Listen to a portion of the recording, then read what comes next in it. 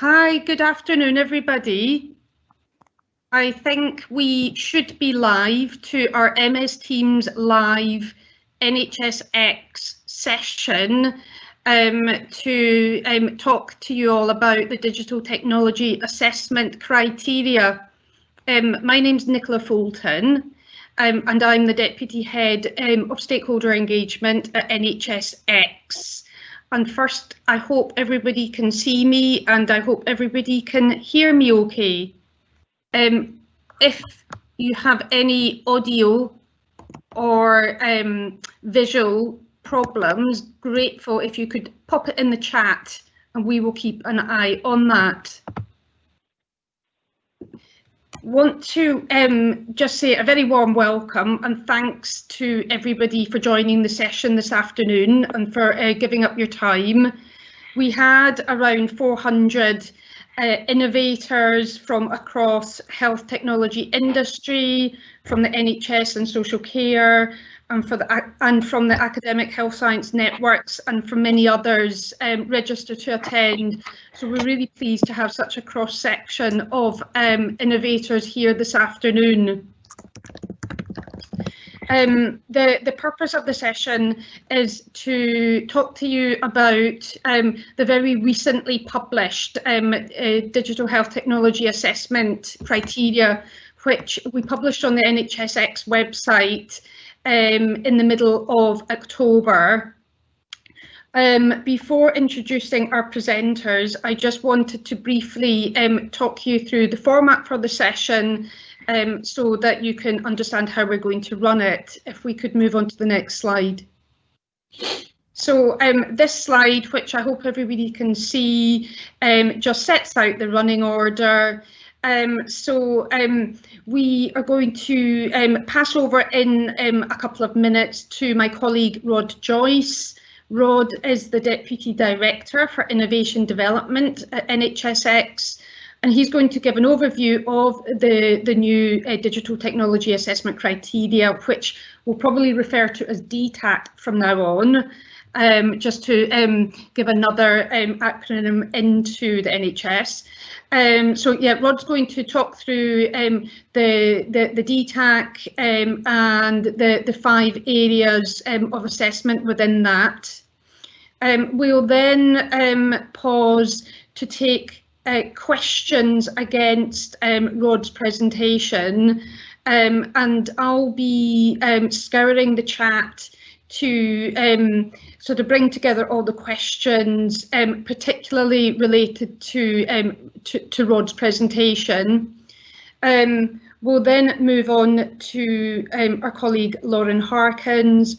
Lauren is the Senior Partnerships Manager at NHSX, and she'll talk through the process and the assessment model. And then we really want the majority of the session to be an opportunity to take your questions. So from 2:30 we'll move into a panel question and answer session where Rod, Lauren will be joined by Pip Hodgson, who is a Senior Clinical Lead at NHSX. What we ask you to do is to contribute as much as you can to the chat facility. Due to the size and the numbers, we're on MS Teams Live, which means that we really have to take questions and comments via that chat function. And then at the end, I'll do a quick roundup and some next steps. So without further ado, I'm going to welcome and pass over to Rod.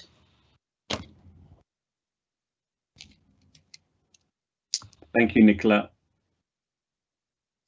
Good afternoon all, and thank you for attending today, and to see the great interest in our approach to assessing digital health technologies is really reassuring.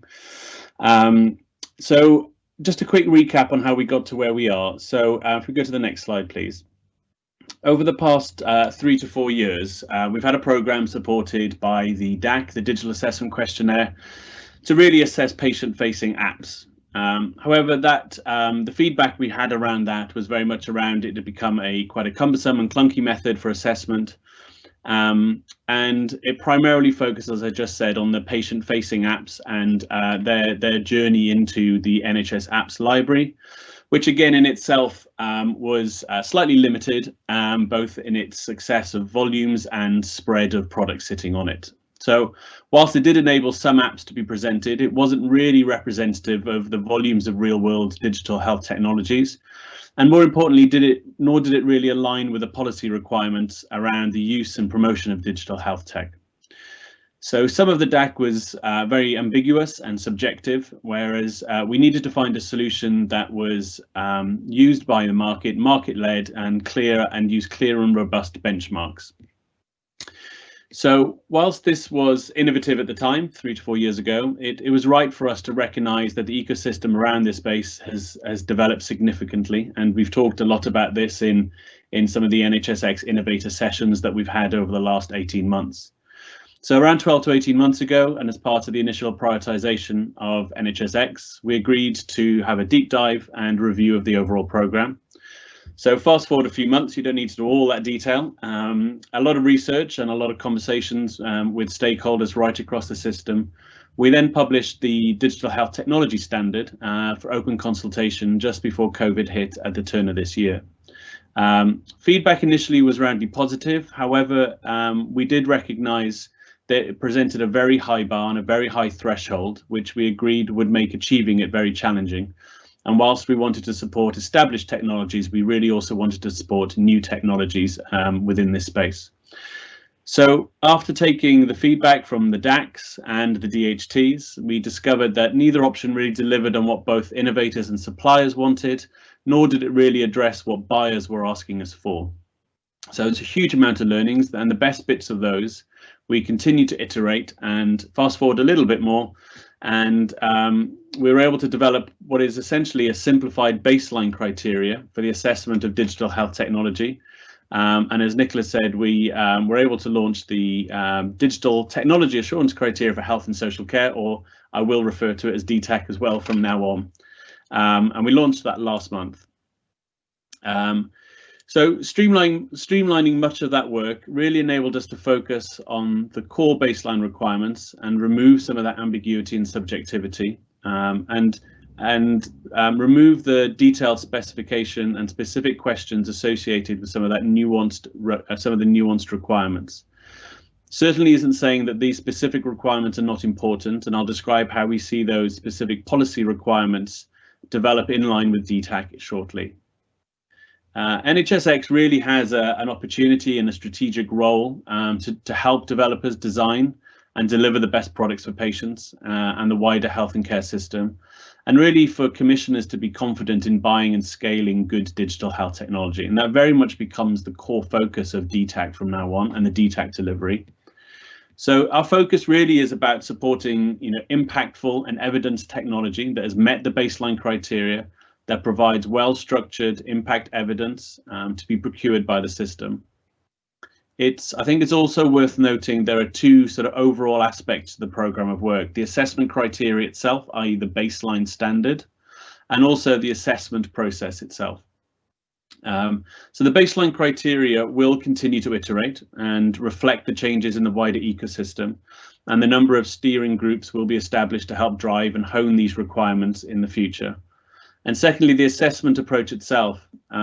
We're seeing a shift in emphasis, and very much what we're trying to deliver as part of this through to a more self-evidenced approach, that the suppliers need to evidence that they are meeting the baseline requirements. And the NHS role within that is changing to more validating the submitted evidence. Lauren will talk through this in a bit more detail shortly, but essentially recognizing that where we had the process before, the assessment and the standards and everything in the library were all very much mixed together. What we're trying to do is recognize that there is individual parts to that. There's the assessment criteria, the baseline of what needs to be met to be defined as the baseline and what is good, the approach to assessing that, and then what it means to be assessed and what does that enable. So just to recap again, we've launched in beta to ensure that it very much follows the way that NHSX wants to work, and ensures that we have the opportunity to iterate the criteria, the assessment approach, and our core focus being around supporting commissioned products in the coming months before we officially launch next year. And we certainly do, as Nicola said, welcome all thoughts and feedback to help support this very much in our beta process, but also as and when we launch into next year officially. We want to make sure that this continues to meet the requirements of innovators, of assessors, and general market participants. So it's really important for us to follow through with that. Next slide, please. So we've shared the detailed criteria with everyone via the X website, and we'll also make that available via a document for everyone who's attended today to be able to digest it in greater detail. But again, I just wanted to reiterate some of the headlines to help stimulate some of the discussion. I'll walk through them. There are 4 key assessed sections, as you see on the left-hand side. So firstly, clinical safety. Quite simply, we need to ensure that the baseline clinical safety measures are in place and that organisations undertake that clinical risk management activities to manage this risk. It's there to ensure that suppliers are meeting the right clinical safety standards and that buyers are demanding that. And buyers are also reciprocating their commitments to suppliers to be able to make sure they are supporting that as well. Data protection, digital health technologies will be assessed to ensure that data protection and privacy is there by design and the rights of individuals are protected. Technical assurance, the assessment will ensure that products are secure and stable and when scaled are very robust and fit for purpose. And finally, interop to ensure that the assessed that data is communicated accurately and quickly while staying safe and secure. And then finally, the last section is around usability and accessibility. And this is where one of the problems with the DTACs arose, because there was a lot of ambiguity and subjectivity around this. And what we're doing here is using the NHS Digital Service Design Standard and essentially providing a conformity score against that standard. So the first 4 will be the pass or fail sections, and then the last one will be scored, and you'd be given recommendations around the improvements that could be made against that benchmark. So our approach to how we got to these 4 to 5 areas was very much to look at what already existed, validated it, and to ensure that we are leveraging much of the work that's already in play, that suppliers, much of you will be typically following already.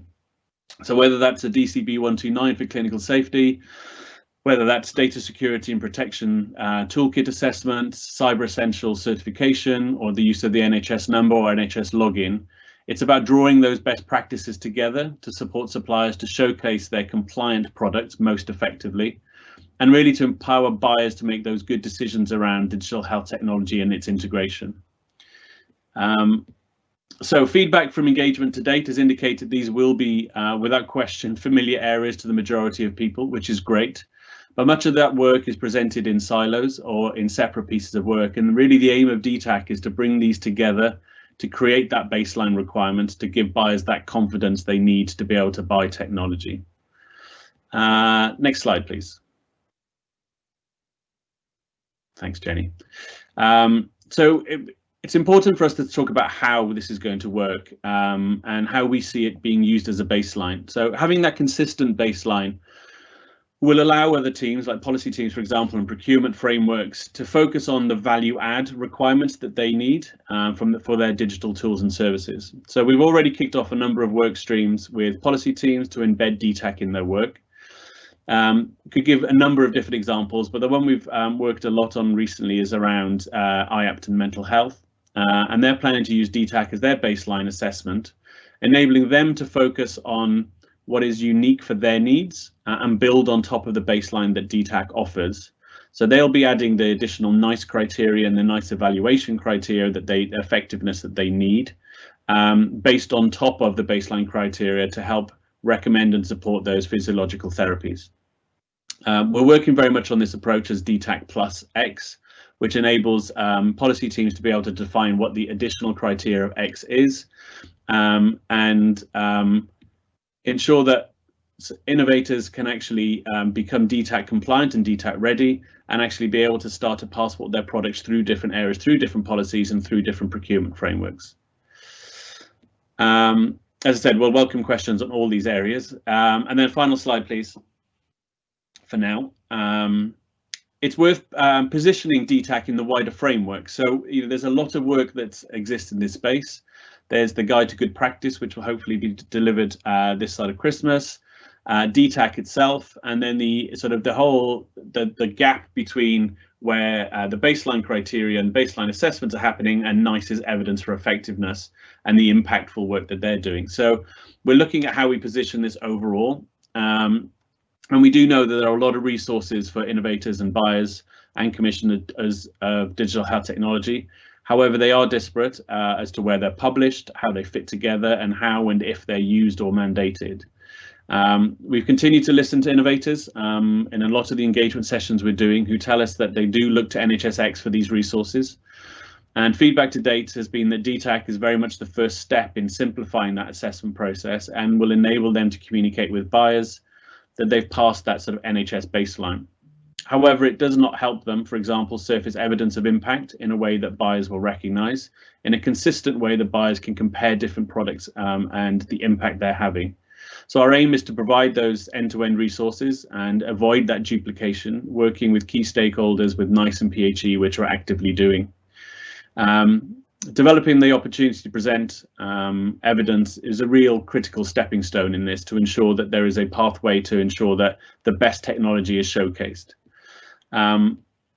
I could go on, but I think it's probably wise for me to stop there for now, Nicola, and see if Lauren and I can sort of answer any specific questions around that. And the assessment model will be next. We do want this to be a feedback session, so hopefully there's some questions coming in.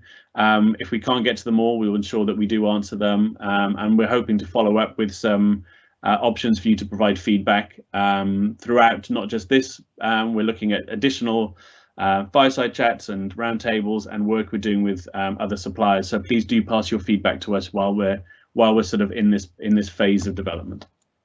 Thank you, Nicola. Thank you, Rod. So yes, there are quite a number of questions coming through on the chat. So thank you, everybody, and we are publishing those as quickly as they come through. There's a number of the questions I'm going to kind of save for the panel after Lauren's done her piece, but there's a few that I'm going to just put to you, Rod, now, because they're sort of quite specific to the presentation. Some are quite technical. There was a sort of more generic question around one, if you could explain what you mean by supporting commissioned products. I think at one point you sort of talked about how the DTAC will support commissioned products, and I think there was a question about if we could just go into that in a bit more depth. Of course, sorry, I thought it was me. Of course I can. Yes, Lauren will go into a bit more detail around this, I think, in her session. But yeah, there's a distinction between ensuring that the technology that's used within the system is meeting that baseline requirement, and technology that's commissioned within the system is very much where we're going to focus, because I think that we need to ensure, whether it's X or the wider system, we need to ensure that the technology that's being used across the system is meeting that baseline requirement. So that's where we're going to focus first, but that doesn't mean that there isn't a need also to ensure that patient-facing products are looked at, and whether we empower patients to make decisions around that, but also support clinicians to start looking at the prescription of digital health technologies and therapeutics to ensure that they can support patients in managing their long-term conditions. So we're going to look at each of those three areas. The thing that we're looking at right now is the support for commissioned products, but we are certainly, as part of that, ensuring that we do also focus on giving patients choice, but also giving citizens choice. Thanks, Rod. There's another question where you referred to the fact that the DTAC applies to the NHS and social care, and somebody's asked sort of, will this really be extendable in supporting procurement of digital services across social care? It's a great question and a conversation that's ongoing. We believe so. We really want it to be. Even if we just look at the remote monitoring work that's happening now and the use of the Spark framework, Spark DTAC is going to be part of the baseline for Spark, and Spark initially around remote monitoring is going to help support care homes. So we are looking at good examples and practical examples of how we can actually ensure that DTAC can actually support both primary, second, but also social care. I think it will evolve. I think it will evolve over time, but we wanted to, it was one of the conversations we had with a supplier that said, an industry body that said, it's best that we go out to market with this and we iterate as we go, because I think if we sat back and said we're trying to cover everything off before we go to market, we could be another 3 to 6 months, if not longer. So we're really keen to hear if it's working, if it's not working, and how we can iterate it. We do want this to be fluid. We want it to be dynamic, and continue to iterate where we think that's possible. And I'm going to ask the last question for now. There are a couple of quite technical questions, which I think, Rod, while Lauren presents, I'll drop you a note so that we can sort of give a proper thought and consideration to those, and that we can hold those over to the sort of 25-minute longer Q&A session. But the final question for now I was going to ask was, where we under clinical safety reference the need for a clinical safety officer, there's a question around does that safety officer need to be an employee, or could they be a third party sort of contracted to do that role? I believe it can be a third party. However, when Pip joins us, that's very much a question for Pip, I think, as our clinical advisor around this. So if we can pick that one up a bit later, that would be fabulous, just to confirm that with her. However, and just when you're saying around some of the, she's already here, so I'm sure we could answer that one shortly. What I would also say that we're planning to do is, where we do have a sort of a volume of questions in and around particular areas, it's clear that we need to do some additional work around that. So we're looking at maybe creating the sort of additional sessions around each of the criteria to enable us to deep dive around clinical safety and data protection and technical interoperability and things. So, please do look out for those in the future as well. Thank you, Rod. So I'm going to now hand over to Lauren Harkins. Lauren is our Senior Partnerships Manager at NHSX, and she's been working very much on how we apply the DTAC and the sort of assessment model.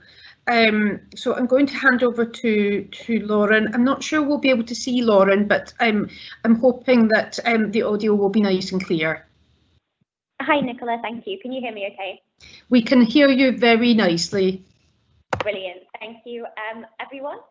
So if we can go on to the first slide, where we'll just touch upon opening up the DTAC assessment. And I can see there's been a number of questions in the chat, which I'll hopefully try and answer throughout this section. And then, of course, I can pick up any more after. So one of the things that we really listened to over the summer was about refining our criteria for assessment. So from kind of an innovator perspective, we've heard that people want to go through an assessment, but we've also been challenged on why fundamentally do we assess people? Why do we have a national criteria? What does it actually mean to be assessed? Because different people have had really different takes on actually what it means. And how long does it take to be assessed? So Rod sort of touched upon some of the messaging that we'd heard previously about the DTAC, and really from talking to innovators over the summer, what we heard was that the DTAC was a lengthy process. It could take over 12 months, and it wasn't necessarily what people felt they signed up for. They submitted their evidence, thought that they'd been ready to go through the DTAC, and yet they would fail one section after another. We really don't want that to be the process. We want it to be something slick, something that people can get through quickly, but it's also about going through it at the right time. So we've kind of now confirmed our underlying principles. One is, as Rod said, it's very much a baseline criteria. So we're working on that kind of DTAC plus model with policy areas, but really looking to embed this in procurement processes and with the buying community in the NHS.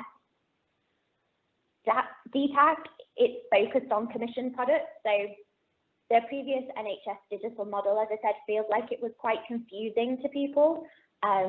People could apply, it wasn't really sure what it meant. So this for us currently is really about products that are being commissioned. We want to surface good citizen-facing products in conjunction with policy teams, but really focus assessments on need from the NHS and social care. So we are in a place where we're going to assess through DTAC, through the team that we're setting up, products that have sponsorship from the NHS or social care. This means that products that are potentially going to be commissioned, so someone's interested in, are being commissioned, have been commissioned already, or where someone elects to embed DTAC as part of a procurement process or setting up a framework.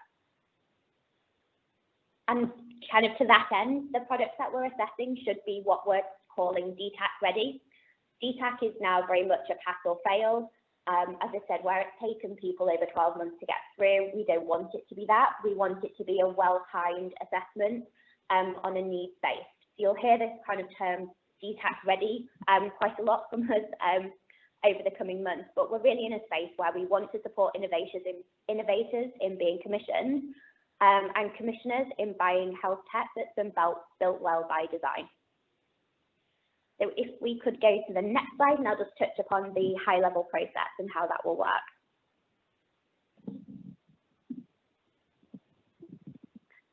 So as I say, sponsorship is the first point. So agreeing that a product can be commissioned or is about to be commissioned would mean that someone could come through DTAC through the central approach. So the commissioner would come to us and that they would like a product to go through DTAC. We would then triage that against the criteria just to confirm that it meets the criteria that we set out. We would then get the assessment booked in. This will help us manage capacity in the team and also enable us to scale resource. So if someone is undertaking quite a large procurement exercise where there will be multiple suppliers on a framework, this enables us to flex up the team because we would have notice in advance. We're not looking at these being particularly reactive. We do feel that there would potentially be a couple of weeks notice that people could give, and then we could start working through that kind of booking process. The assessment will take place.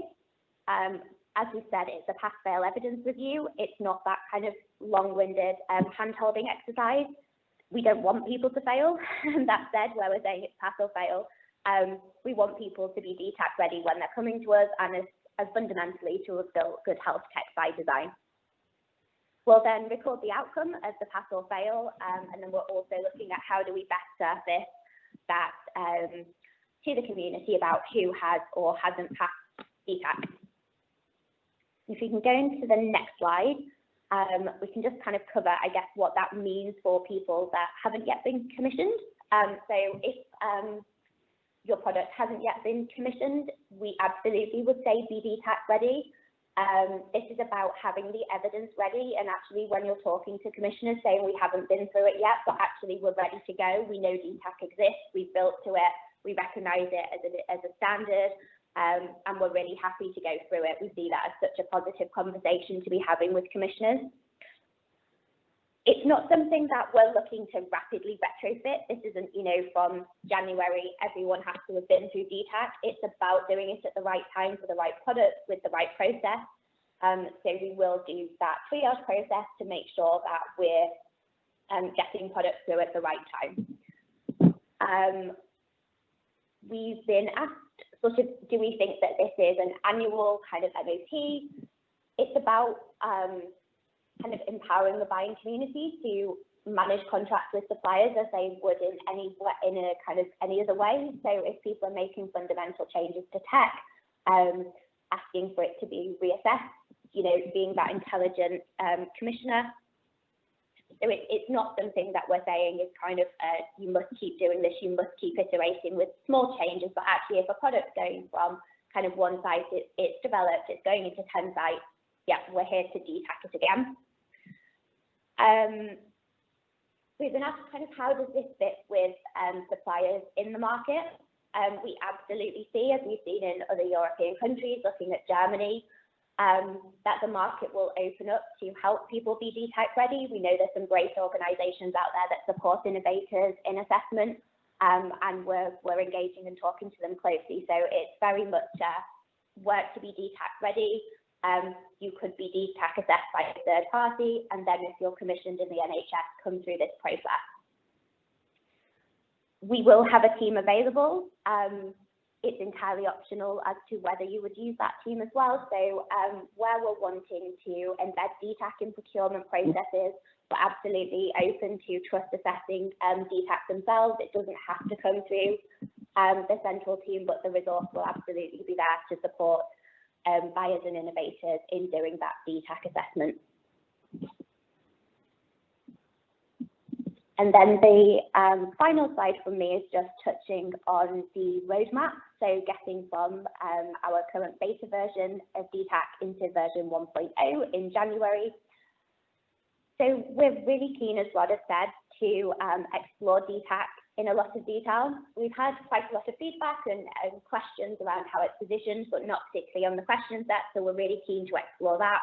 And we're going to publish some dates in the next couple of days. Again, on Eventbrite and through our usual social media channels for some smaller kind of tap sessions to really talk with Rod and I, and just to hear that feedback in smaller groups, have those kind of conversations. So really open to doing that, and please sign up for those if you're interested. By December, we will have done further work on our FAQs and resources to fully support the launch, and looking to finalise our buyer commissioner roadmap that we'll publish in December. Moving into January, we're on track to publish DTAC version 1.0, which is when we committed to publish this when we launched in January. We will, towards the end of January, start opening up the application for that assessment process through the central team, looking at starting to DTAC products, which is a great step. We're potentially looking at launching the first DTAC Plus, so the IAP-specific question set, towards the end of January. And continuing to engage with the policy areas and starting to look to recruit to advisory boards. So we've always said that DTAC will be iterative. We've tried to pull together sort of legislative positions where possible. We know that legislation changes, so we will of course update DTAC in line with that, but also want to really continue, see how this works, see how this iterates, and look to update the question set. So to that end, we're committing to have advisory boards, and sort of moving into February, really exploring the piece that we've alluded to around how we best surface patient-facing products, and we'll be doing that in conjunction with our Mission 2 colleagues. So that is everything from me at this point. So I'll pause and hand back to Nicola to take the questions, which I can see appearing in the chat. Hi, Lauren. Thank you very much for that. If we could move to the next slide, Jenny. So, yeah, just to say that we are having a lot of questions come through, which is great. We're going to do our absolute best to get through as many as we possibly can. I'm not sure that I'm quite able to write them all down as quickly as they come through, but we are doing our absolute best. Any that we don't get through, we will seek to answer in some way when we follow up with you with the slides and other follow-up information. So we now should have Rod, Lauren and Pip as our senior clinical lead. I'm going to put 3 questions. I'm going to read out 3 questions in one block, and let's see how that works. So the first of those 3 is, will it be mandatory to pass the assessment in order to provide services to the NHS? The second is around what does this mean for the DTAC, and what does it mean for digital tools which have been through the digital assessment questionnaire? And the third is around sort of who pays for the assessment, and if and can third parties, I guess third party app assessment companies and others be used? So I'm going to start with those three. Sure. And then ask Rod, Lauren and Pip to support. So I'll have a go first, and then I'm sure I'll pass over to my colleagues. So I think from a mandatory perspective, I think, you know, we don't want to suddenly wake up on the 2nd of Jan and suddenly say this is mandatory. We want to work this through.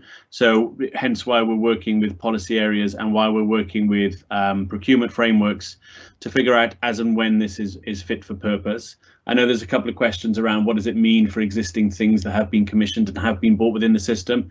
Again, we'll be working through that to ensure that we aren't prohibitive in the way that commissions can continue, but we are supporting the baseline requirements. So we hope that a lot of this work has been done, but again, we aren't guaranteed that some of the criteria has been met for all the commissioned products. So in time, we'll be working through that. I'll jump to the third one around payments. So we very much see the NHS role, as I said, is as validating the evidence that's submitted. But we are talking to a number of the market assessors to ensure that there is a role for the market as well as the NHS in the delivery of DTAC. And we've had lots of constructive conversations with them already, so we're looking to continue to develop that. But if a supplier or an innovator would like to use an app assessor to be able to be DTAC ready, we very much see them as a key player in helping support the market become DTAC ready, to be able to then submit that evidence. So yeah, there's a number of conversations ongoing to help support innovators become DTAC ready, but also help the NHS actually do some of that assessment as well. Lauren, Pip, do you want to pick up two around the people who've already been DAC through DAC and what it means for them? Yeah, absolutely. Hi guys, it's Pip here.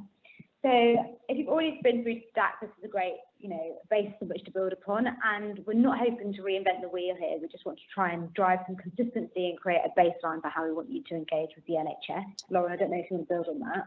Yeah, of course, thanks, Pip. So for those products that have been through the DAC, I guess the question set is very similar. We're conscious that a number of the DAC assessments were due for renewal, so we would certainly see that for those existing products, just under 100 that are in the NHS App Library, that we would look to get them through DTAC for those products that are currently commissioned within the coming months, and we'll be working with those developers directly to get them through the process. And from the Commissioner point of view also, I feel like we want to be able to give greater scale and scope to them in terms of encouraging more services to be used. We recognise there were challenges with the Apps Library in the process before, that it took a long time, it wasn't necessarily transparent, and we're trying to address those issues by making this process more streamlined and an easier access to entry for you guys in the market. And if you've got any feedback on that, we love to hear from you, so please make sure that you engage with us in that way. Yeah, I think it's worth. Thanks, Pip and Lauren. I think it's just also worth mentioning around, the focus we're giving to what the library is, and how we're going to support the patient-facing side. So Pip is now actually part of Mission 2 within NHSX, which is really about the old empowering people, empowering citizens element. And we're working very closely with them and the products, the national products they have around nhs.uk, the app and login, about actually how do we ensure that the right products are surfaced to the right people at the right time. We need to leverage the products that we have, particularly the power of nhs.uk with upwards of 50 to 60 million hits a month, and the emerging power of the NHS app and the integration of those. How do we use those to actually showcase platforms as opposed to building standalone, slightly siloed platforms to help support them? So those conversations are also ongoing to really give value and credibility to products that are going to support patients and citizens through self-selection to manage their long-term conditions as well. Yeah, Rod, do you want me to touch on that? Would that be helpful? Yeah, please do. I think we need to recognise, and I think people on the call will recognise that, you know, the last 2 years was definitely, we were in build and development phase. We were opening up our products. We were building syndication and what that brings with NHS.UK. We were building out the functionality of the app to be a shell so that the market can innovate against. And NHS login is a tool or a mechanism on which to use that as a journey of verification through the NHS. Now we're in a much better position for that now in terms of what those product offerings are. So we want to work with you, the market, to start driving awareness and uptake of where you are already delivering these services, how you want to engage with us and what that looks like. So at the beginning of the year, we held a supplier event and we're looking to do one towards the end of the year, beginning of next year, in terms of actually, well, what does the roadmap look like for you as suppliers in this space? How do you want us to engage with you? What does that mean? And how do we start to leverage where local services are available, what that means for users so that they have a better experience? So we're really making sure that both of these programs of work now are aligned and are much more in sync in terms of what the offer is for you. That's kind of it.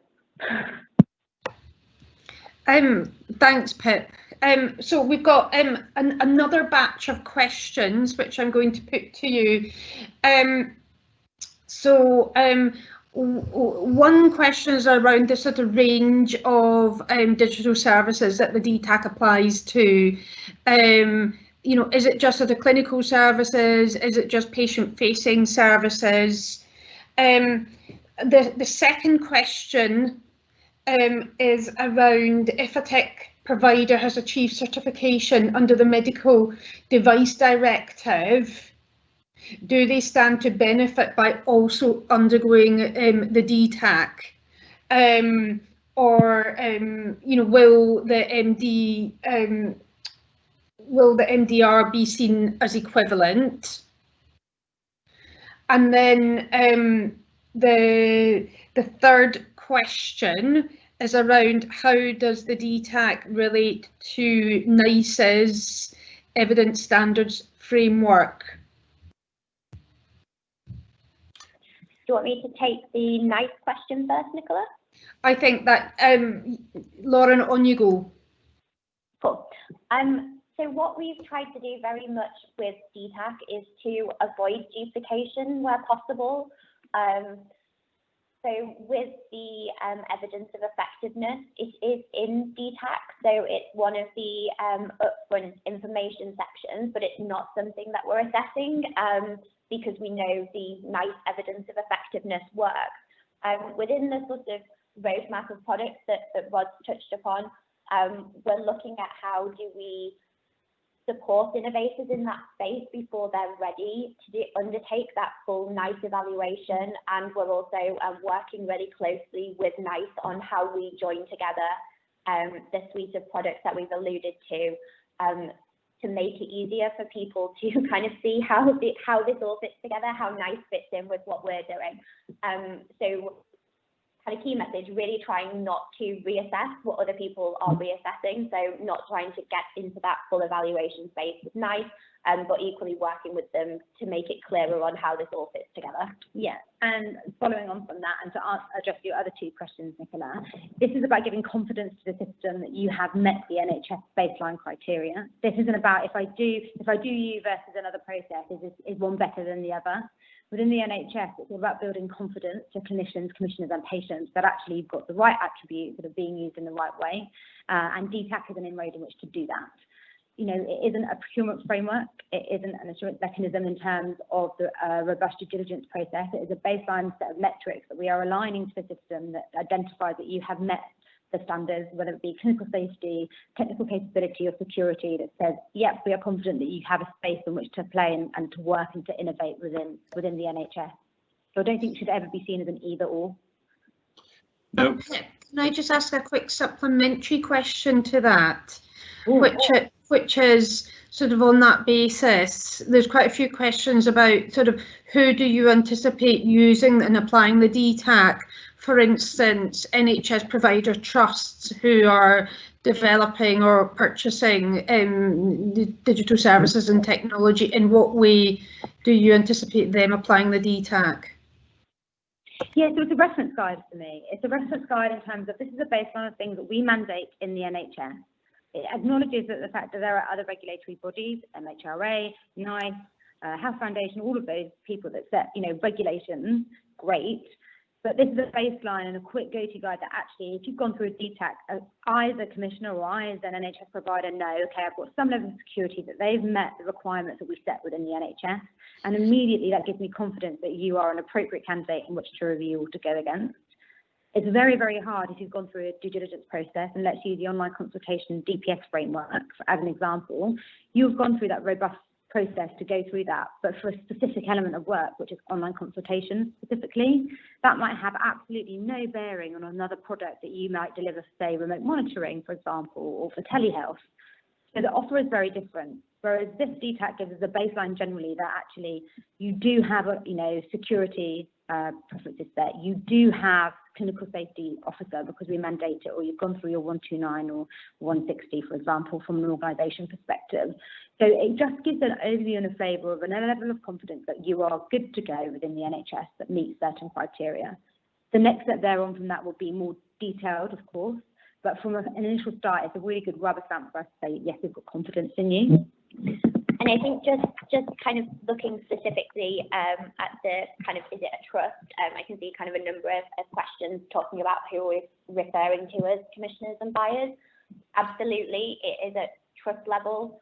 So I guess if people are engaging with innovators, looking to run a pilot or to procure digital health tech, we want them to be asking the DTAC question set. That's not saying that we have to assess this centrally, but we're putting it out here as a really sensible baseline that trust should consider when procuring digital health tech. And it just, we're trying to give buyers and innovators the tools that match up.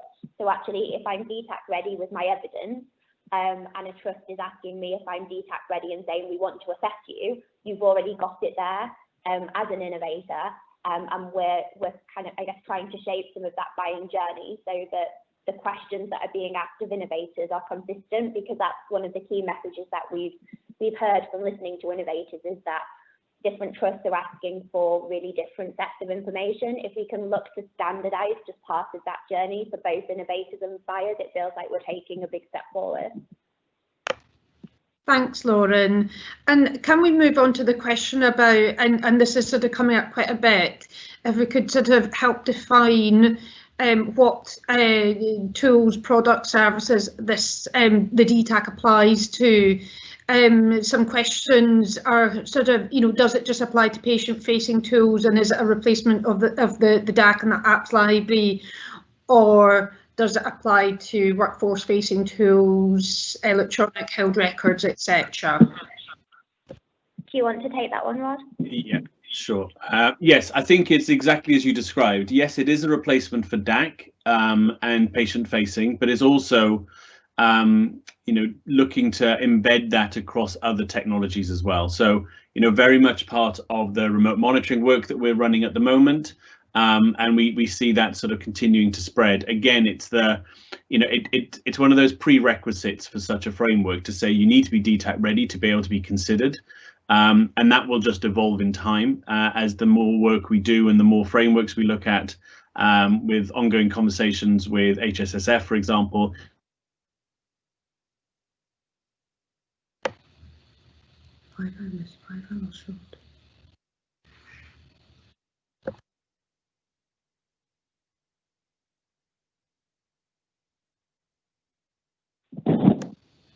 Hi, I'm not sure if we've lost Rod.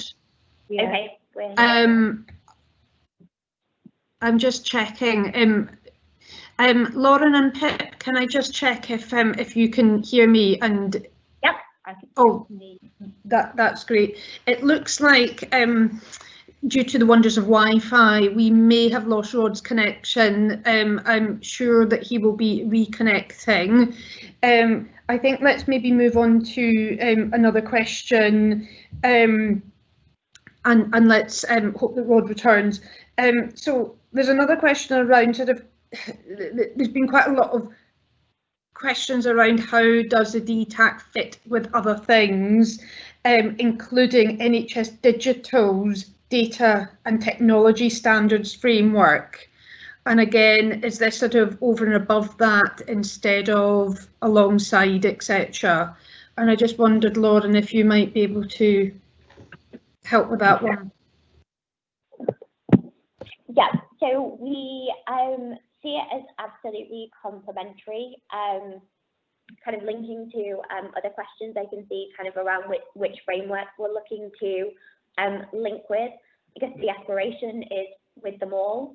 We're certainly in conversations with NHS Digital about their future work and how we embed DTAC. We're talking to HSSF, Crown Commercial Services, and then kind of a number, also really positively actually across government. So we're kind of in conversations with a number of government departments looking at whether they can look at kind of this DTAC plus model and use it as a baseline. So we're doing a similar event to this for the kind of buyer community next week to really engage with them and talk about how we best embed that. We know that, I guess, the buyer commissioner landscape is complex, and there are multiple layers to who we need to be talking to, but we're absolutely, aiming and talking to those who run those kind of national and regional frameworks, and then into the buyer community. So we're kind of aiming to publish within the roadmap, as we said, sort of a specific roadmap on this. Conversations are positive. It's not going to happen overnight, but I think if we can, and obviously it will be cyclical as things refresh, but yeah, commitment to publish kind of who we're talking to and hopefully when it will go live in the coming months. Thanks, Lauren. A question that I asked earlier, and Rod suggested that we come back to invite Pip to respond to, was around the clinical safety core element of the DTAC. There was a question, Pip, around can developers and innovators use a third-party clinical safety officer as part of their submission, or would that role need to be a sort of part of their employees? Yeah, so this is one that comes up actually quite often, so I'm glad that it got asked. We're not necessarily precious around who is your clinical safety officer. The clinical safety officer is in place to ensure that they are responsible for any risks or mitigations that your product and or services will have. Now you can outsource that to a third party. Probably the one that is most popular will be Safe Hands, or there are loads. That may escape me, but Safe Hands is probably the most well-known outsourcing in terms of they will give you a CSO, and it's quite easy to do. It doesn't also necessarily have to be a employee of yours. You can parachute people in, you can get them to work with you on a freelance basis or a contract basis. But what's really important to note is that CSO is responsible and accountable for the risks your organisation takes. So they will sign off on your clinical safety report, and they will give a view as a safety officer as to whether or not you as an organisation have mitigated those risks. Now, this isn't, to say we're never ever going to have a problem. My favourite I like to use is look at Babylon with their GP data lake. They would have had to have mitigated that risk somehow, and what the elements of that was. So they recognised that was always a possibility, but that they had a digital platform. But did they have the mechanisms in place to do everything within their appropriate power to stop that from happening? And then when it did happen, what was the appropriate steps that they took as per the NHS digital criteria for safety incidences, that they were able to mitigate any possible future instances of that happening again? So it isn't a case of you have to have one, they have to be part of your organisation, it's mandated all the time. You have to have one that's able to mitigate your risks. So go online, check it out and see who the outsource providers are, look at what NHSD can provide you. It is worth noting that they have to have gone through the NHS Digital Safety Officer training. That is a course that they run every year. I think they run it 3 times a year. They may not now due to COVID, but they definitely run it 3 times a year before, and people come out of that. Somebody can also be a clinical safety officer for more than one organisation. It's not necessarily organisation specific within that role, so that's probably also worth noting. I don't know if we've got any other clinical safety questions in relation to a CSO, Nick, coming through the chat. We had a couple of, not specifically around sort of clinical safety, we did have a couple around some of the standards that we've put in that are scored against. Sort of fairly technical, but one is it a requirement that a product must comply with ISO 11073, and then also ISO EE 27001, and what is the impact score for those standards? I'm assuming when they say ISO 173, they're referring to the assisted products. Say that again. But they're talking about the standards that associated with assisted products and aids for phase impairments, is what I'm assuming that is. Is that what the question says, Nick? The question just asks, is ISO 11073? It might be one that we take offline and we go back to that person to clarify if we're not clear, because it doesn't give much more detail. I'm just looking back in the chat. Okay, if the person in the chat could clarify, I'm more than happy to answer. Otherwise, let's move on to the next question. There's a sort of slightly broad question around, might there be, or could there be, or is there a group where those on this meeting can join to help kind of shape the DTAC going forward? Yeah, so I think that's what, I guess, kind of the fireside sessions that we've mentioned that we'll publish in the next couple of days will be for, so that we can kind of spend the time kind of talking in smaller groups. I think, you know, these sessions are absolutely great because we've had so many questions that we obviously haven't had time to answer everyone's question, and we really want to be able to get all the feedback. So yeah, if people want to sign up for those or to contact us through our email address, and we can obviously set up conversations. So really want to get the feedback and look at shaping it. I think looking at the volume, sorry, I disappeared. My first time my Mac has ever crashed, and it was obviously now the right time to do it. So there's a huge number of questions, which is great, and this is very much what we wanted to hear. We'll have a really good think in the next 24-48 hours about what sort of platform we could potentially piggyback to be able to give a voice to all these questions, and to make sure that when we are sharing responses, we're sharing those responses with everybody, as opposed to you having to sort of come back and duplicate questions and answers. So let us have a think about that, yeah, we'll get back to you all as soon as we can on that. But I know we're wrapping up shortly, but yeah, we really do appreciate all these questions. I think what we'll do is really just clarify those questions and groupings and get back to everyone as soon as we can. Thanks, Rod. I agree. I realise that we are now at 3 p.m, so I am going to do a whistle stop next steps, which is one, we will email everybody who signed up to attend the session. We'll email you the slides. We'll email you the details of the fireside chats.